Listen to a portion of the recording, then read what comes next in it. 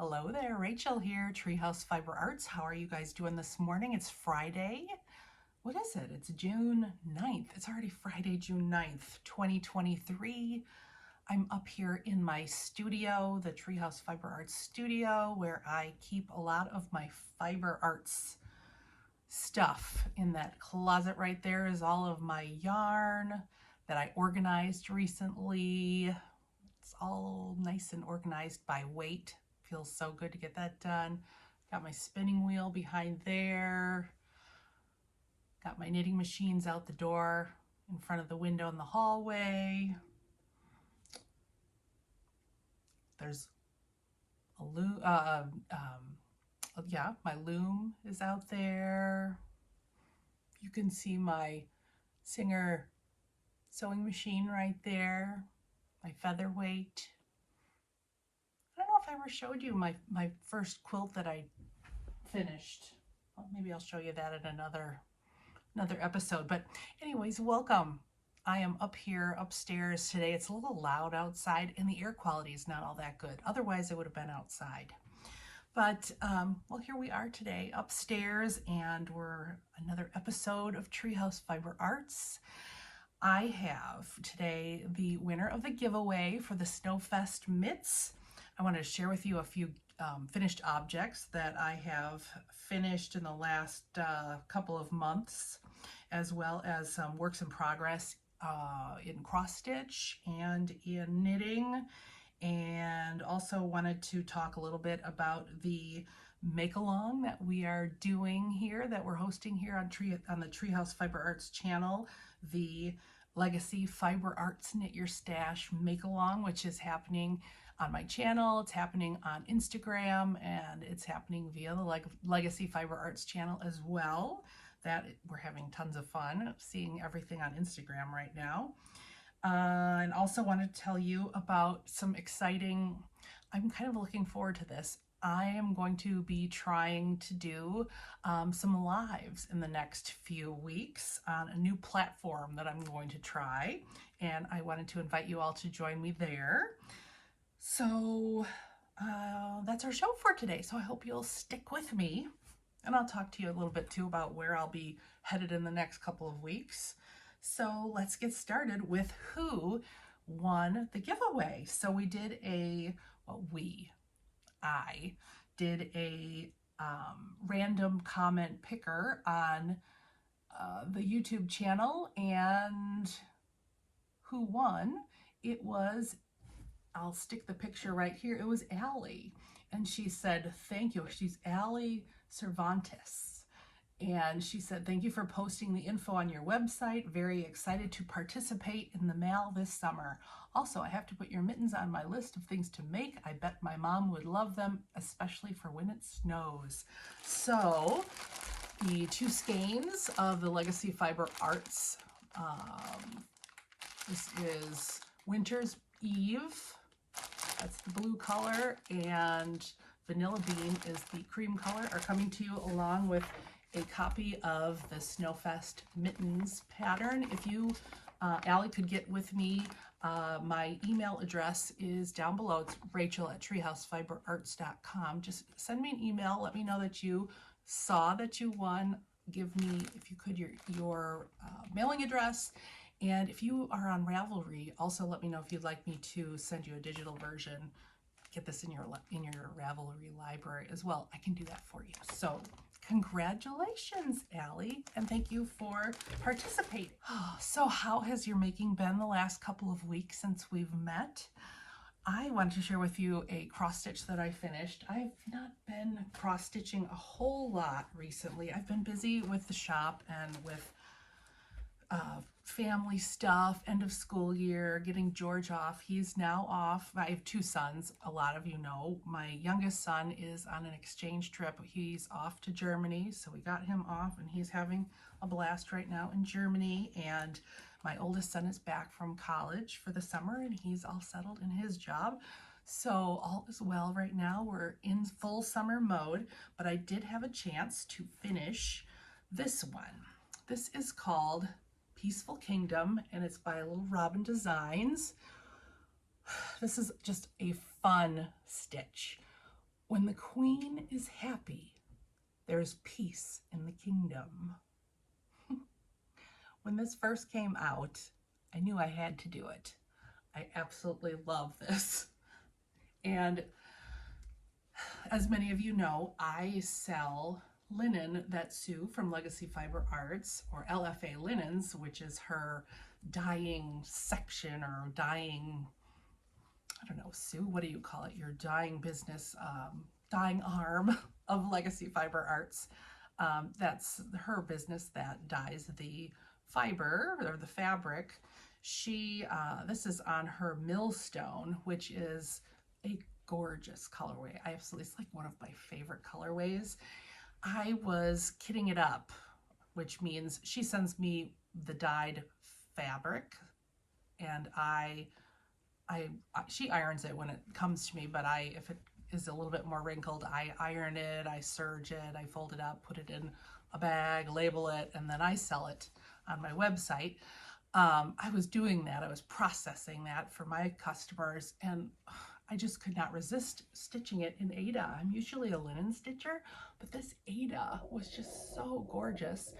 It's 14 count Aida, and it was just what I needed to stitch on in the beginning of summer, end of spring. It was so much fun to stitch on, and it's gorgeous. I mean, there's not a lot of options. There are more options out there now for Aida stitchers to stitch on more colorways than just your standard colors that you'd find at the big box stores in terms of Aida. But look at the modeled gorgeous colors. And the original, I wonder if I have the pattern here. I don't think I brought it up. The original pattern was done in a red floss, and I really wanted to do it on just something more moody. I love the moodiness of the fabric, so I did it on this charcoal floss by Weeks Dye Works, and I think I'm going to put it in a really gothic-y, I don't know, maybe Victorian-y, ornate frame. I want to find something. I'd like to thrift something if I could. It's basically a square. Hopefully I won't have too much trouble finding something. What I should have done is found the frame first and then adjusted the border a bit to fit in the frame. That's a very good tip that I learned from Lori Holt on one of her floss tubes. That's what I should have done, because now I'm searching for a square frame, but we'll see what I can find. So this is always tucked in my purse, and anytime the spirit moves me to pop into a resale shop or a vintage shop, I'm looking for a frame right now. But I absolutely love this, and this is gonna go either in the studio or in my office downstairs, the Treehouse Fiber Arts World headquarters, kitchen, I don't know, but it's wonderful because I'm a house of boys, and it's sometimes like a fraternity house here. Anyways, so that was my one of my finished cross stitch pieces. Okay, another cross stitch, a work in progress. I have been working on, here it is. One of my favorite cross stitch designers is Artful Offerings. I started this last summer, maybe 2 summers ago. Americana Sailboat Sampler by Artful Offerings, and I was just drawn to it, and I happen to have this special fabric, and it's a fabric it's called Americana Stars by Fabric Flair. I believe this is 32 count, and this is the 2-inch star version. And here is where I am at with it. Doesn't that fabric look great with it? But here's where I'm at with it.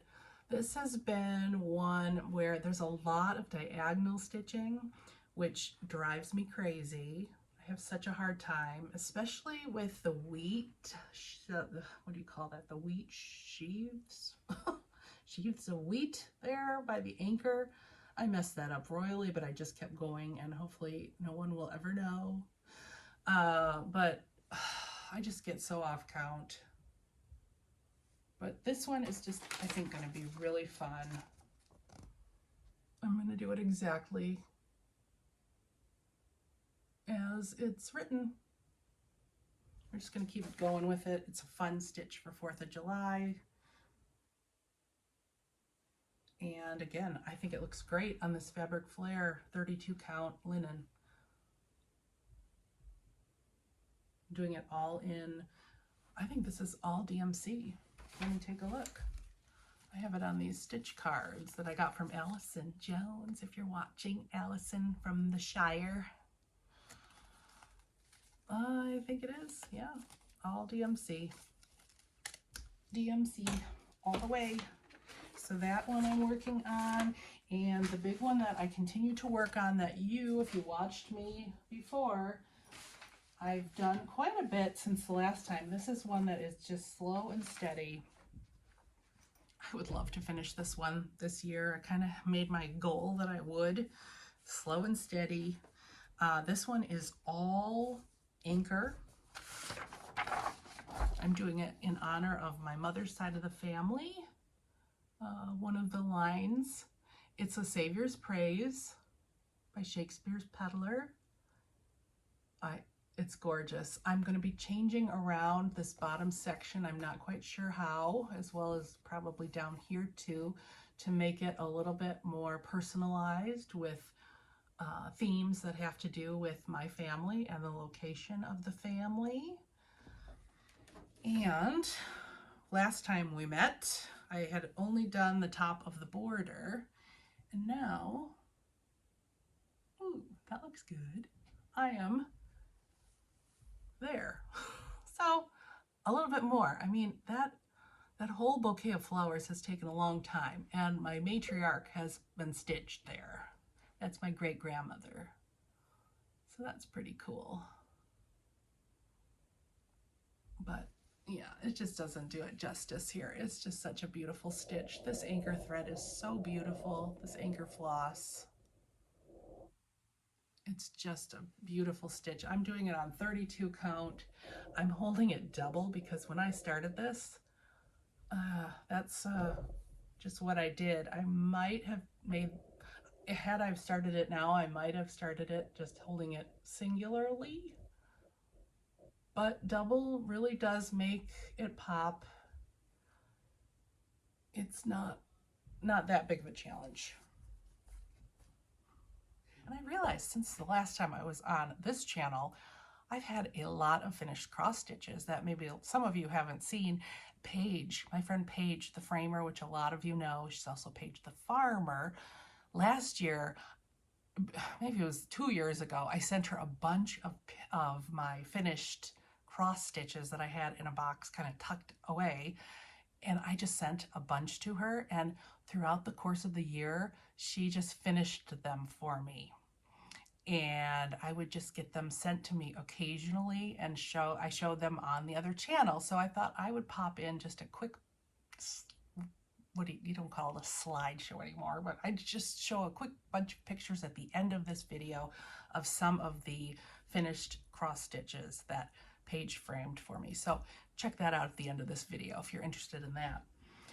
Okay, so the other finished objects are knitting, and it's I became addicted to the Musselburgh hat, which a lot of you knitters out there also became addicted to. The first one I knit by hand. And I say that because I knit one by hand and it was a lot of knitting. This I used copper corgi, and the tag fell, excuse me. Copper corgi, I had this in my stash for years and I loved it so much. It's the dark teal colorway, Jones Street Sport, superwash merino alpaca silk. You know that blend is like amazing. I had 2 skeins of this, so I still have enough left probably to make a cowl.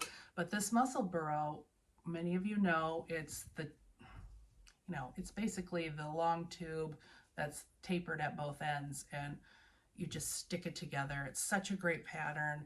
It's the perfect hat for those cold weather climates because it's that double weight. The wind doesn't go through it. A lot of the hats you see are a single layer and they just don't really keep you very warm. And I always tend to stick a little extra layer or fold over brim, but it's still cold on top. This one is not, and I love it. And I love how people were knitting two different types of yarn, and when you fold over the brim, you'd get a different yarn on the brim.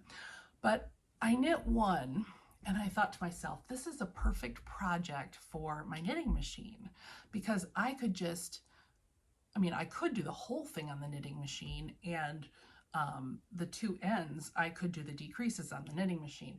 But when I go to my knitting group, I need mindless knitting, and all I've been doing is socks. I've been doing the tubes on the knitting machine, and then I do the heels and the toes at my knitting group because it's mindless knitting.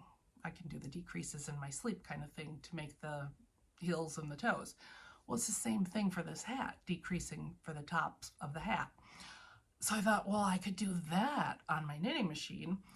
The only thing is, when you have different weights of yarn, it's different numbers. So I thought, well, let me count up, the number of rounds that I did hand knitting. So I did a couple of hats with the knitting machine. I had a fail in that I made too few rounds and the hat was way too short. It was like a skull cap. I don't know, maybe like a yarmulke. It was so tiny. So I ended up having to add a lot more yarn. It took a long time basically, but I ended up with this hat, which I really love. I used, this is just regular old black, who knows what it was, but the main yarn, which the whole thing was supposed to be, is a hedgehog fibers that I had for a very, very long time, fingering weight in film noir. This is like really old. This is like when I first started, when hedgehog, you'd like know when they were going to have their drop, and it was going to drop at like 5 o'clock in the afternoon, and you were like ready right there at the computer kind of thing. And yeah, so film noir, but you can tell how I ran out of yarn.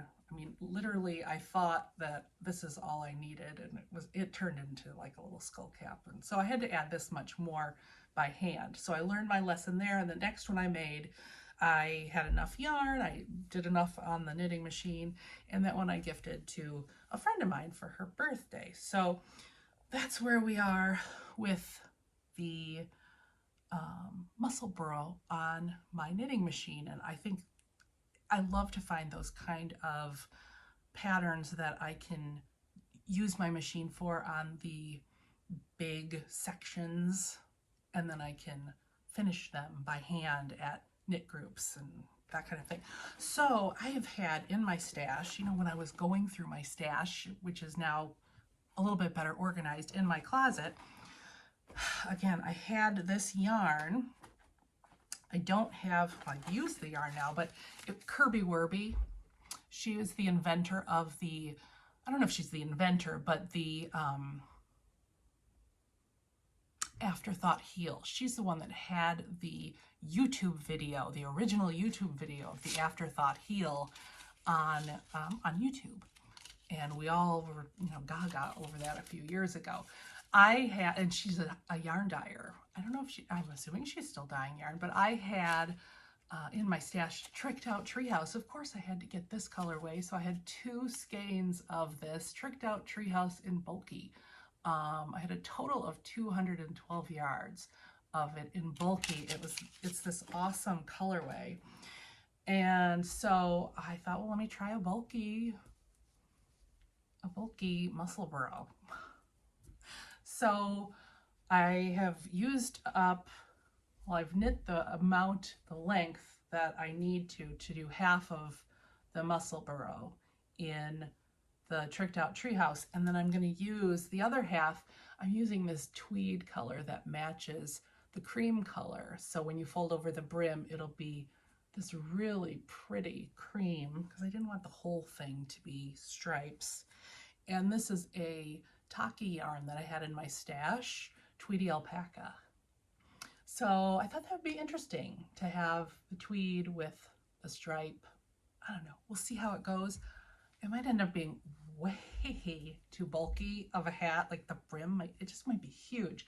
If that's the case, then I am going to do a little surgery and I will take off the two ends and this will maybe turn into a cowl or something. So we shall see. But that's where I'm going with this. Again, this is a really quick, because it's bulky, this is a really quick knit, great again for my knitting group that I'm in because it's mindless. So that is where I'm at with the Musselburgh projects that I have going on. So what else did I want to talk about? Oh, the make along. So that's the big one that we're working on right now, the make along. So I've decided on 3 key areas this summer for the make along. Now the make along is, if you have not heard about it yet, so let's take it a step back. So if you would like all the information for the make along, it can be found on my website, which is www.treehousefiberarts.com. And if you go to the website, you will see on the navigation bar at the top, there is a make along button. You just press that, just touch that button, and it will take you right to all the information you need. It is, I started it because Sue is not dying right now, her beautiful, beautiful yarn, because she is in the process, her and her husband, of moving. And so her dye pots are in storage. We are sitting here with a ton, all of us, of Legacy Fiber Arts stash. So let's knit our stash. So it's the Legacy Fiber Arts Knit Your Stash Mal.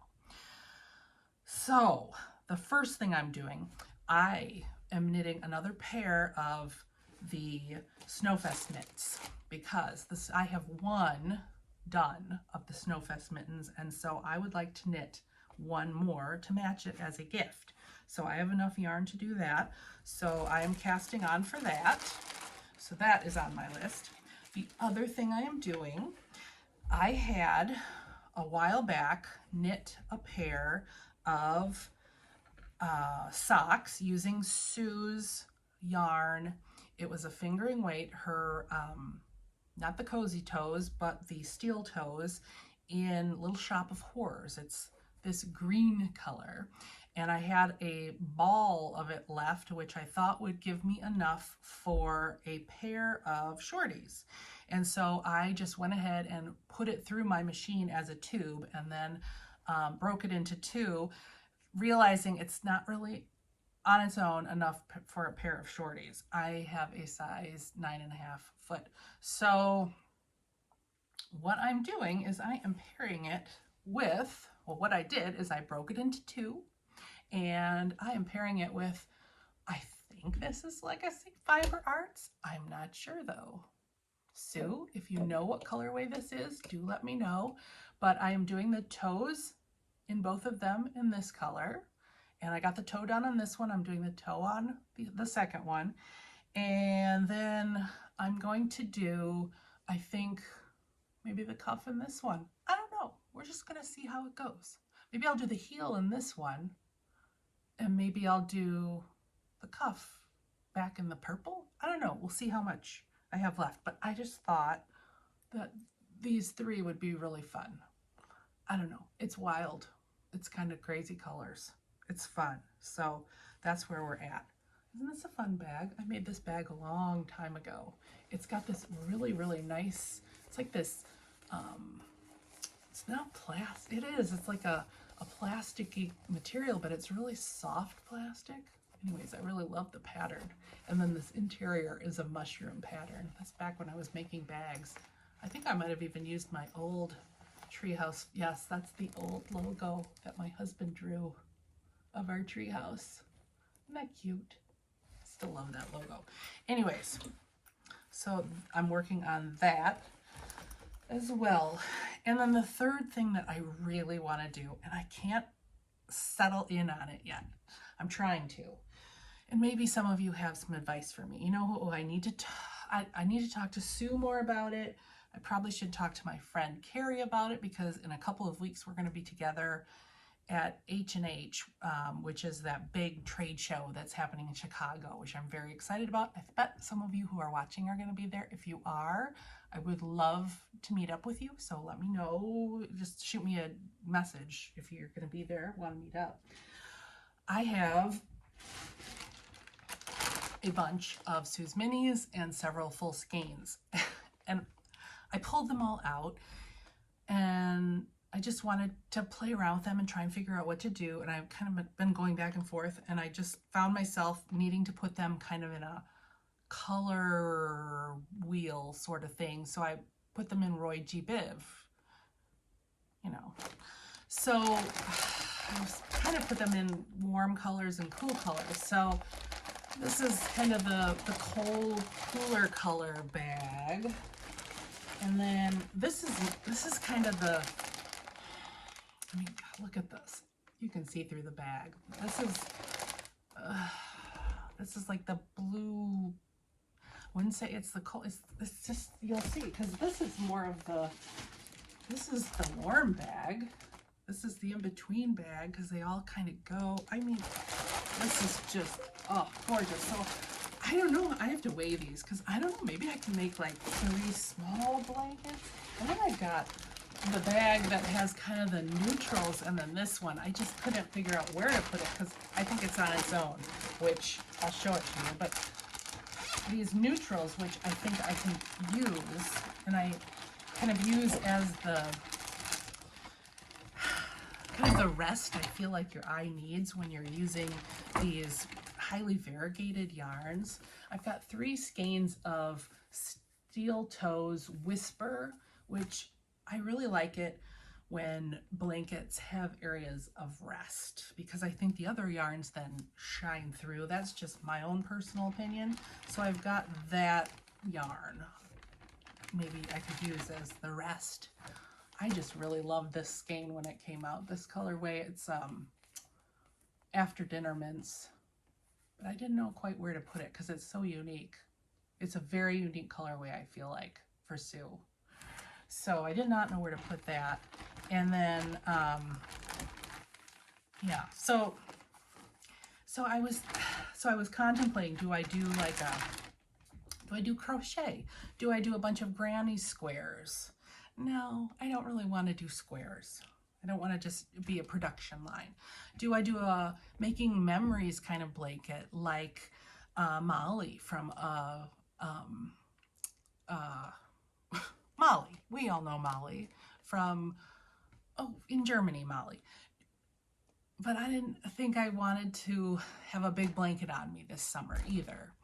I know I don't want to do a fingering weight blanket. I know I'd want to hold the fingering weight double and maybe hold it itself double, not hold the fingering weight with the whispering and make more of a heathered. I think I'd want to hold each color together double, each colorway together double. Do I want to make like a K from the Bakery Bears, that one that's the narrow pieces? I forget what that one's called. That's the segments, the sections that go down. You know what I'm talking about, that one. Maybe I'll be putting pictures in here. I like that one, and I've seen a lot of versions that I really like. Well, then Susan B. Anderson's popped up last weekend, and I've been thinking a lot about that one. That one was like, it was almost like a quilt. It was, I think it's called the Sampler blanket, and it had actually sampler style star blocks mixed with those squares that have the mitered squares. But she had done it all in solid color yarns and had different stripes, different size stripes in the mitered square. And I thought that might be kind of interesting with the variegated yarns. If I held them together, that would make it less variegated, if you know what I mean. It would mute it down a little bit, and that might be really interesting. So that's where I am right now, because I could make some blocks solid, some blocks the stars, and some blocks mitered, and that would be interesting. And I could make them big blocks so they're not like a bunch of granny square. I don't know. I could even plop in a couple granny squares, I guess, if I wanted. So that's where I'm at. I'm kind of all over the place. Plus, you got to wind all these little granny squares too. So I'm feeling a little overwhelmed in starting. Anyways, so that's where my thinking is. Next time we talk, let's just hope I've started something here, because I really do want to get started. These are gorgeous. How are you all doing? Let me know in the comments what you are working on for the Legacy Fiber Arts Knit Your Stash mail. Make sure you're using the hashtag, because in June, I mean, it's only, what is June 9th? So I think it's in 20 some days. I will be pulling for the first prize. You can see the list of prizes from our sponsors in the on my website. So thank you so much to our sponsors who have generously donated wonderful prizes as well. And you can see that list on my website. So yeah, if you have any questions, feel free to ask them down below, or just shoot me an email, rachel@treehousefiberarts.com. So that leads me to an idea that I had, and I'm really kind of excited about it. For a while now, I've been thinking about lives and a way to interact a little bit more than just these YouTube videos where I'm just talking to my screen. I'm editing, recording, putting it up, and then sometimes you guys comment, and then I reply, and that's the only way we interact. And then I have my shop, and I come up with some fun things to put into the shop, and I'll interact with you guys in that way too, and that's fun and great. But I just feel like there's got to be an even more fun way to do this. Well, I learned about this platform where you kind of can do everything on it. It's like combining Instagram with YouTube, with Instagram, YouTube, and the shop all in one, and it's called WhatNot.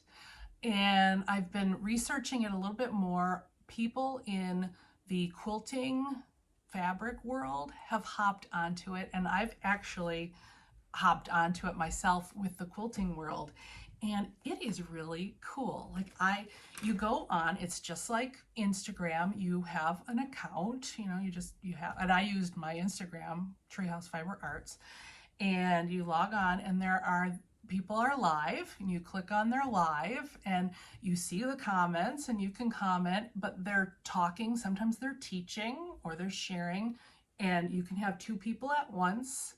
What's neat though, how sometimes when you have an Instagram live, you'll have the person on top and the person who joins in on the bottom, and you can't really see the person on the bottom because the words are in their face. If the person on the bottom is talking, there's a little swap button on the right you can click, and it switches the boxes, so then all of a sudden you can see the person better on top. So you have more control. But anyways, if I'm the person that's running the live, I can have two cameras, and I can do a little education and show you stuff. We can talk back and forth. I can share my screen. I can share a video. I can put stuff into a little shop. I can run an auction. I can run a poll. There's just so many cool things. And I was on one for quilting where someone had, or it was a fabric store where someone had, I don't know if the lady had passed away or what, and they were selling her estate, and she was a big quilter. She had all of these quilting projects that were halfway done. They were selling all of these pieced projects that were halfway done. And so she had all of these pieced items. I mean, while I love piecing things together, I love using pieced things in projects. So they were selling here's what let me just show you what I got. Like an auction for like I think it was $6. I got 1, 2, 3, 4, 5, 7 blocks already made up. It was just super fun. So I can use these for a sewing project if I want to make I could make a quilt out of them, and these are vintage fabrics. These could have gone into the Goodwill, but now someone who actually appreciates them is going to use them. So, I mean, not only are there people on there selling, and they don't smell funny either, which I was so happy to, and they're ironed. They came wonderfully.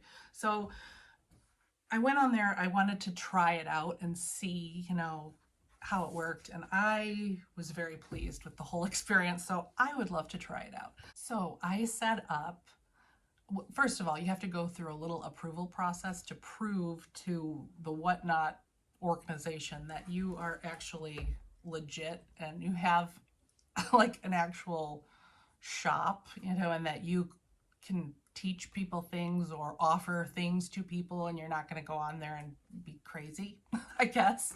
And I went through an onboarding to teach me how to use the platform.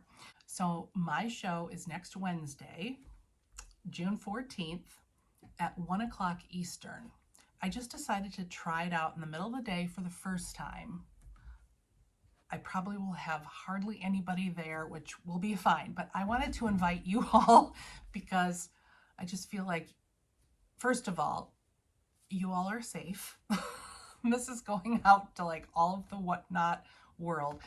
WhatNot has a lot of other genres on there. I think they started out in trading cards. You'll see like all kinds of genres, and antiques is really big on there right now.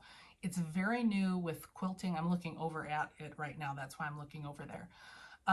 It's very new, and they're trying to grow their quilting, sewing, and fabric, and there's hardly anyone in the fiber arts. I think they're calling it knitting, crochet, and fiber arts. Right now I'm putting myself under quilting, sewing, and fabric because I am doing modern embroidery and cross stitch for my first show. So my first show is going to have embroidery and some cross stitch for the most part. I have a second show planned for other fiber arts, so I'll probably label it under the fiber arts. I don't know. The way that they've labeled things just doesn't work for me, and I think they're going to have to end up changing it. It just doesn't make sense.